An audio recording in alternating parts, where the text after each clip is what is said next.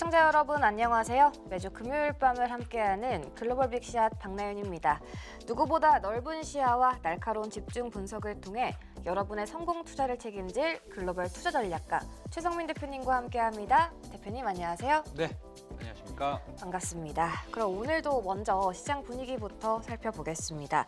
정부에서 이제 코스피 5천 달성에 이어서 코스닥 3천을 다음 정책 목표로 설정했는데 정말 코스피처럼 실현 가능할지 좀 어떻게 바라보시나요? 솔직한 마음을 말씀드려야 돼요? 아유. 아니면은 시청자 여러분들이 듣기 좋은 말씀을 말씀드려야 돼요? 솔직한 답변을 말씀해 그렇죠? 주세요. 네. 코스피가 5천을 갔지만 그렇죠. 5천이라는 숫자가 절대적인 5천이라는 숫자 아닙니까? 다시 말씀드리면 이게 저 사람 무슨 얘기하는 거냐 이러실 텐데 예전에 우리가 어렸을 때 짜장면을 사 먹을 때 네. 뭐 2, 3천 원이면 사 먹었을 거예요. 예, 근데 지금은 짜장면이 얼마나 합니까? 한 8천 원, 만 원 뭐 이렇게 할 겁니다. 비싸요. 예. 근데 예전에 그 2천 원이랑 지금의 만 원이랑 사실은 가치는 똑같습니다. 그렇기 때문에 사실은 숫자가 올라간 것뿐이지 네. 우리가 그때 받았던 급여, 생활 수준과 비교해서는 그 자장면의 값은 가치는 사실은 똑같습니다. 만약에 지금 우리가 자장면을 3만 원 주고 사 먹는다. 그러면 그 가치는 달라질 수 있지만 네. 만 원 정도면 아마 예전의 가치와 똑같습니다. 그 얘기는 무슨 얘기냐면 1년 반 전에 뭐 1년 전에 코스피가 2,500이었지 않습니까? 그렇죠. 지금은 5천이에요. 그러면 남들이 봤을 땐 코스피가 5천이 됐다. 사람들이 그렇게 생각을 하고 와 굉장히 좋은 거다. 아니면 조금 다르게 생각하면 상당히 비싸다. 오버밸류 됐다. 이렇게 생각하시는 분도 있을 텐데 사실은 2024년도에 영업이익이 한 240조였고 지금 2026년도, 2027년도로 넘어가면서 사실은 어저께도 그저께인가요? 그저께도 시티은행에서 SK 하이닉스의 2026년도 영업이익의 추정치를 내놨듯이 네. 150조예요. 그럼 삼성도 150조를 한다면 우리가 또 숫자를 찾아봐야겠지만 그냥 뭐 빠르게 좀 말씀드리면 두 회사가 300조를 하면 2024년도에 전체 코스닥 이익보다 높은 거예요. 그렇네요. 그렇다고 본다면 제가 말씀드리는 건 뭐냐면 5천까지 왔지만 밸류에이션 상으로는 똑같다라는 얘기예요.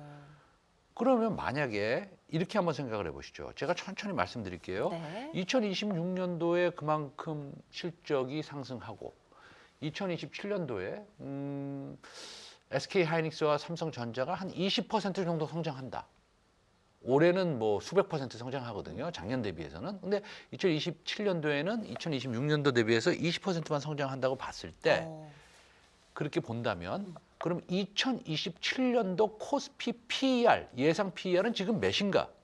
우리가 한번 따져볼 필요가 있죠. 네. 제 생각엔 10이 안 될 것 같은데요. 한 뭐 8, 9배 정도 될 수도 있습니다. 그보다 낮을 수도 있어요 또.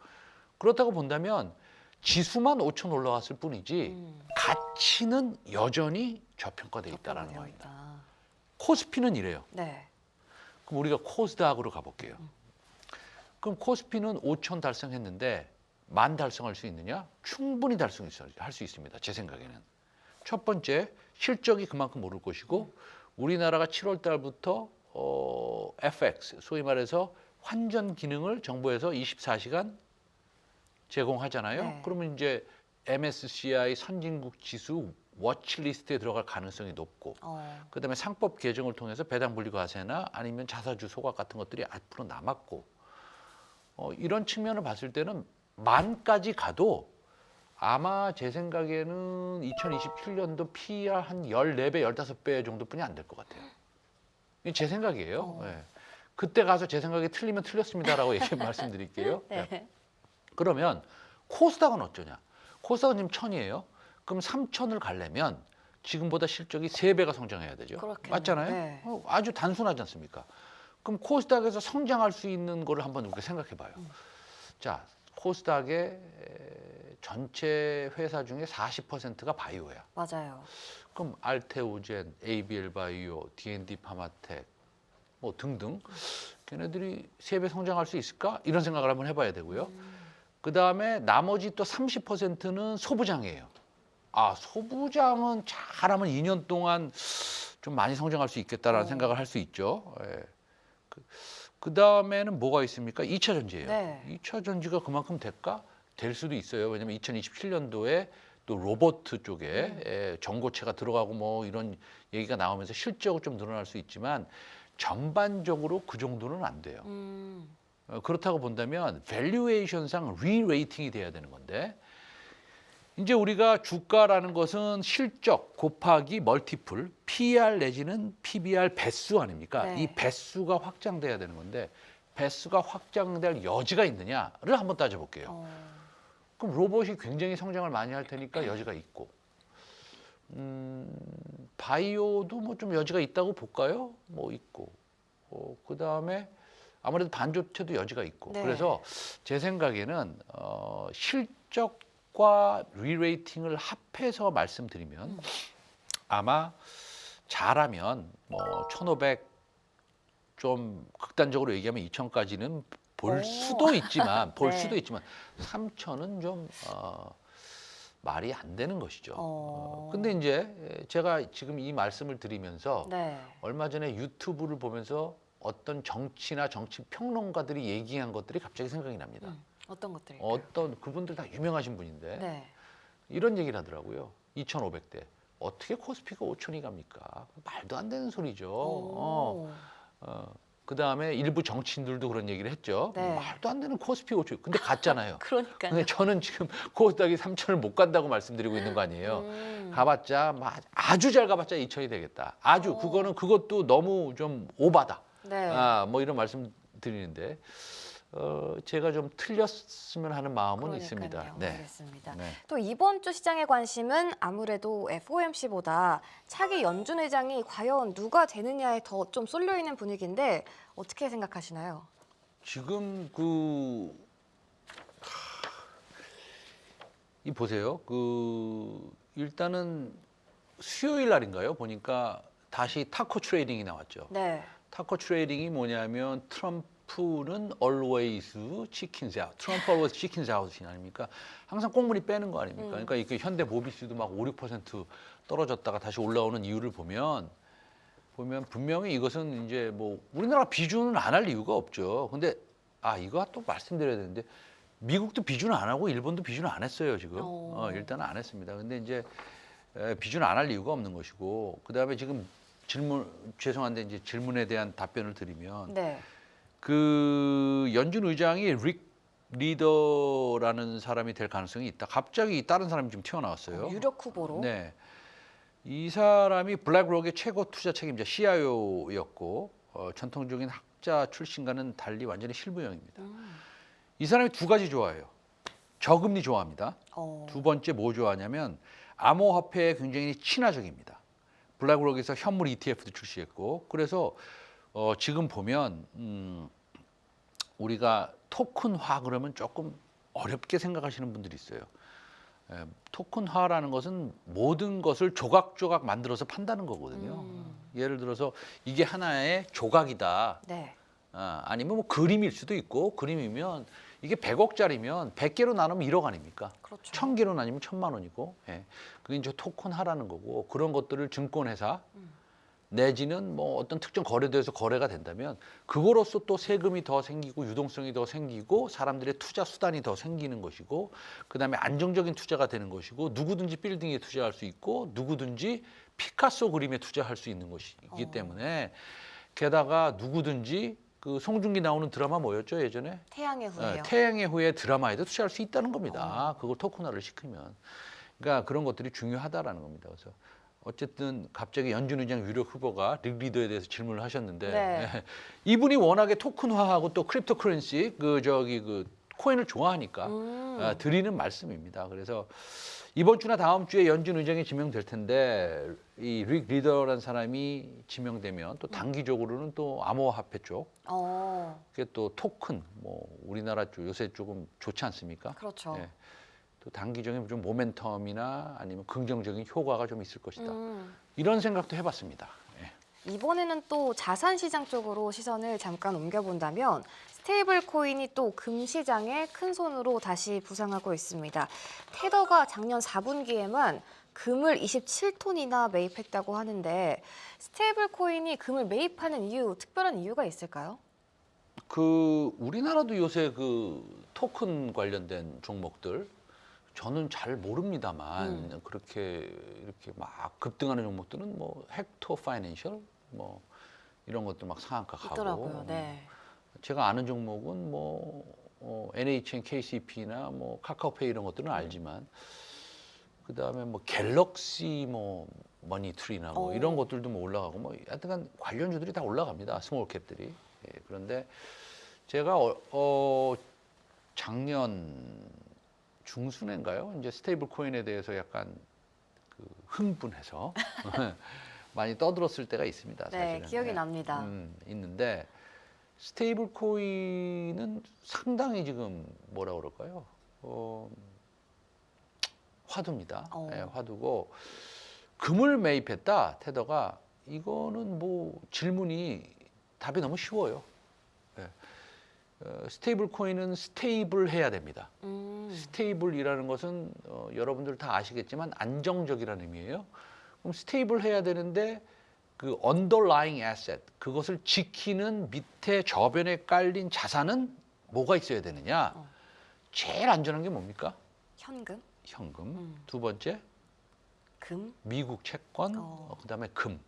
그다음에 제가 예전에 찾던 롤렉스 시계 뭐 이런 거 황금성이 뛰어난 거 네.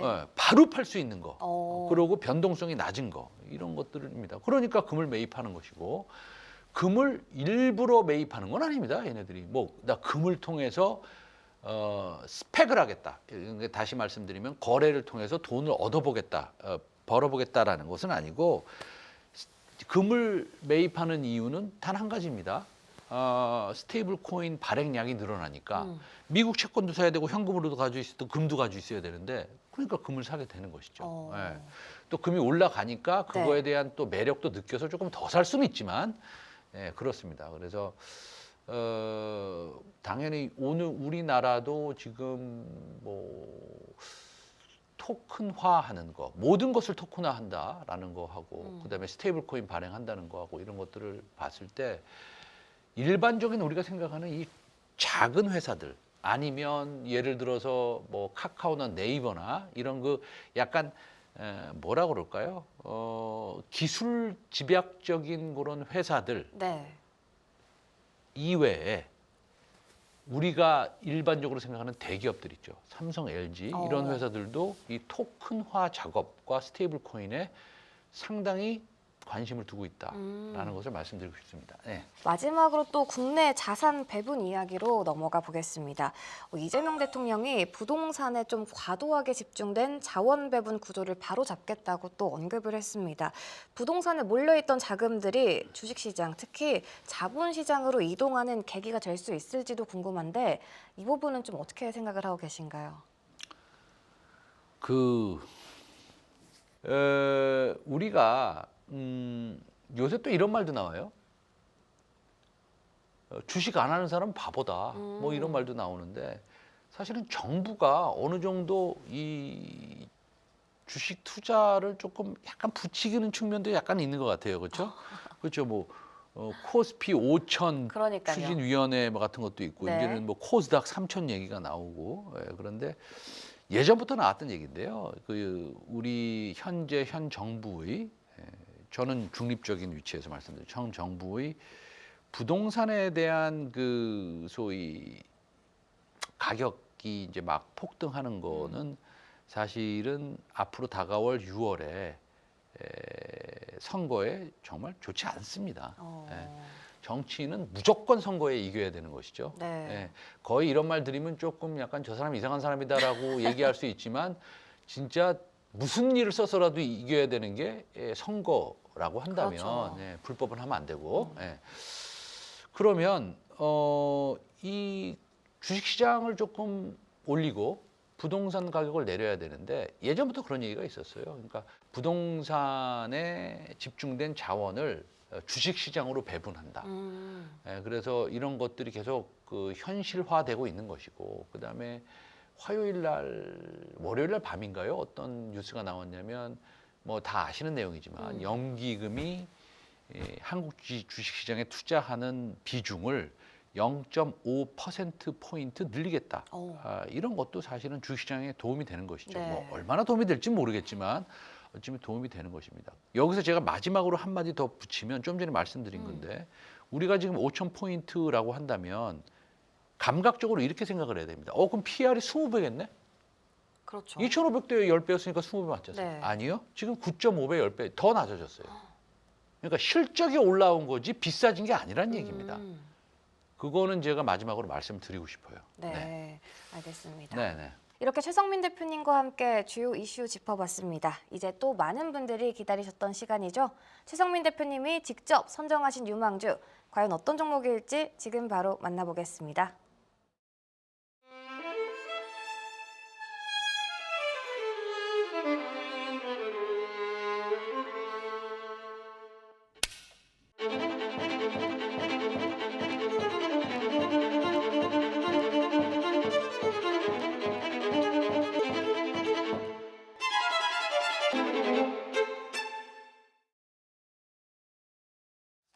안녕하십니까. 최성민의 글로벌 빅샷의 최성민입니다. 오늘도 두 종목 소개 말씀을 드리겠습니다. 자, 첫 번째 종목 코덱스 반도체 레버리지입니다. 코덱스라는 것은 코덱스라는 회사에서 만든 반도체를 기반으로 해서 만든 레버리지라는 얘기는 뭐냐면 예를 들어서 반도체 섹터가 3% 올라간다라고 했을 때 요거 2배로 계산이 돼서 6%가 올라가는 ETF입니다. 여러분들 잘 아시겠지만 많은 분들이 ETF 투자를 하십니다. 그런데 ETF 투자를 하시기 전에는 요 1시간 동안 온라인 교육을 받으셔야 됩니다. 그래야지만 증권회사에서 허가를 내줘서 본인이 ETF에 투자할 수 있다는 점 명심하시고 코덱스 반도체 레버리지에 대해서 말씀을 드리도록 하겠습니다. 자, 삼성전자가 많이 오르고 SK 하이닉스가 많이 올랐듯이 당연히 코덱스 반도체 레버리지 종목, ETF 종목도 많이 올랐습니다. 코드를 말씀드리면 494310이고요. 코덱스 반도체 레버리지 이외에 다른 회사에서도 만든 반도체 레버리지 ETF가 있다는 점 먼저 말씀을 드리겠습니다. 근데 거래량이 좋고 뭐 거래가 또 용이한 것이 또 코덱스 반도체 레버리지이기 때문에 대표적으로 오늘은 코덱스 반도체 레버리지 종목을 소개 말씀드립니다. 그리고 이렇게 글자로 치기가 좀 쉽지가 않아요. 그래서 사실은 494310 요 코드 번호를 외우시는 것도 사실은 유리합니다. 예, 그러면은 왜 반도체를 말씀을 드리느냐? 야, 지금 보면 요거 틀렸네요. 2026년 영업이익 추정치를 15조 원이 아니고요. 네, 이거 아니고 이거 틀렸습니다. 죄송합니다. 150조 원. 네, 여기 나왔습니다. 150조 원이고요. 지속적으로 지금 실적 추정치가 올라가고 있습니다. 이 내용은 시티은행에서 화요일 날 발간한 리포트를 근간으로 해서 말씀을 드리는 겁니다. 하이닉스에 대해서는 얘기가 조금 들어갔었고 삼성전자 얘기를 좀 더 시장에서 많이 했는데 오늘은 뭐 코덱스 반도체 레버리지에 들어가는 종목 중에 하나가 SK 하이닉스고 그다음에 추정치가 엄청나게 올랐고 그다음에 목표가를 150만 원까지도 목표가를 인상했다. 이렇게 말씀을 드리겠습니다. 요건 말이죠. 삼성전자에 대한 리포트에서 제가 이제 가져왔는데요. 요건 KB증권에서 나온 리포트 중에서 과연 시나리오별로 목표가가 어느 정도냐를 말씀을 드리는 건데요. 불 케이스 시나리오, 정말 우리가 생각하기에 따라서 아주 잘 됐을 때 목표가가 어느 정도 갈 수 있느냐 보면 26만 원까지도 볼 수 있다. 라는 얘기고요. 베이스 케이스 시나리오는 일반적인 목표가입니다. 지금의 기준점이 되는 목표가고요. 24만 원으로 가격을 높였습니다. 그래서 좀 전에 보여드린 SK 하이닉스의 목표가와 추정치도 계속 올라가고 있고요.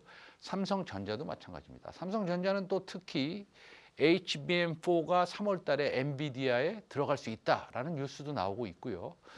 또 SK 하이닉스는 뭐 최태현 회장께서 SK 하이닉스의 시총이 근간에는 1,000조가 가고 미래에는 2,000조까지도 갈 수 있다. 이런 얘기를 하셨습니다. 오늘의 최성민의 첫 번째 픽은 코덱스 반도체 레버리지 말씀드렸습니다. 두 번째 종목은 IT센 글로벌입니다. IT센 글로벌은 어떤 회사냐? 일단 주가 추이를 보면 요새 좋은 주식이 올라가지 않은 종목이 없습니다. 다 잘 올라가고 있고요. IT센 글로벌은 스테이블 코인 관련주고요. 올해도 원화 약세가 사실은 181조 원 규모의 스테이블 코인 시장을 촉발을 시켰고요. 거래 대금이 이렇다는 겁니다. 그래서 지금 IT센 글로벌은 스테이블 코인의 플랫폼을 운영할 수 있고 기술을 가진 회사입니다. 우리나라에 이런 회사가 그렇게 많지 않습니다. 그 중에서 매우 뛰어난 회사 중에 하나가 IT센 글로벌이고요. 제도권으로 들어온 디지털 자산, 정부의 기조를 보면 사실은 제가 방송에도 말씀드렸다시피 우리나라의 현 정부가 지금 스테이블 코인이나 토큰 증권을 선호하고 있고 지금 미국에서도 사실은 그렇지 않습니까? 연준의 의장이 누가 될 것이냐? 그럼 릭 리더라는 사람이 될 가능성이 지금은 가장 높은데 그분도 블랙록의 CIO로서 그 가상화폐나 스테이블 코인이나 그다음에 토큰 증권에 대해서 매우 우호적인 사람입니다. 실물 자산의 토큰화라는 것은 너무나 잘 아시죠? 금이 될 수도 있고 그림이 될 수도 있고 부동산이 될 수도 있고 그래서 모든 걸 쪼개서 판다라는 겁니다. 그래서 우리가 요즘이 아니라 죄송합니다. 지난 100년 동안 쪼개서 파는 것들이 뭐가 있습니까? 네, 맞습니다. 여러분들이 지금 사고 파시는 주식입니다. 회사를 쪼개서 우리가 그것을 거래하고 있습니다. 그러나 실물 자산을 토큰화한다. IT센 글로벌이 이 플랫폼을 완전히 거의 아주 뭐라고 그럴까요? 베이스, 그러니까 아주 기본적인 기술을 가지고 적용할 수 있는 몇 안 되는 회사입니다. 실적 추이를 보면 엄청나게 지금 상승하고 있는데요. 이것은 사실은 IT센 글로벌이 금 거래소를 또 운영하고 있습니다. 요즘에 금 가격 아시죠? 그리고 사람들이 얼마나 거래를 하고 있는지도 아시죠? 증권회사랑 약간 비슷한 점도 있습니다. 요즘에 삼성증권, 미래에셋증권, NH투자증권, 그다음에 금융회사들이 좋은 모습을 보이고 있는 것은 그만큼 주식의 거래량이 많고 거기서 나오는 수수료가 많기 때문인데 IT센 글로벌은 또 금거래소를 운영하고 있기 때문에 그쪽에서 나오는 수수료가 엄청납니다. 그래서 실적이 동반되는 RWA 내지는 STO 토큰 증권과 관련된 스테이블 코인 관련된 아주 펀더멘털이 강한 회사다. 소개 말씀을 드렸습니다. IT센 글로벌입니다. 네, 오늘 제 방송을 시청해 주셔서 대단히 감사드립니다. 네, 이렇게 최성민 대표님과 함께 시장에서 주목해야 할 업종과 관심주까지 모두 살펴봤는데요. 참고하시고 현명한 투자해보시길 바라겠습니다. 글로벌 빅샷 오늘 저희가 준비한 시간은 여기까지입니다. 시청해주신 여러분 모두 고맙습니다.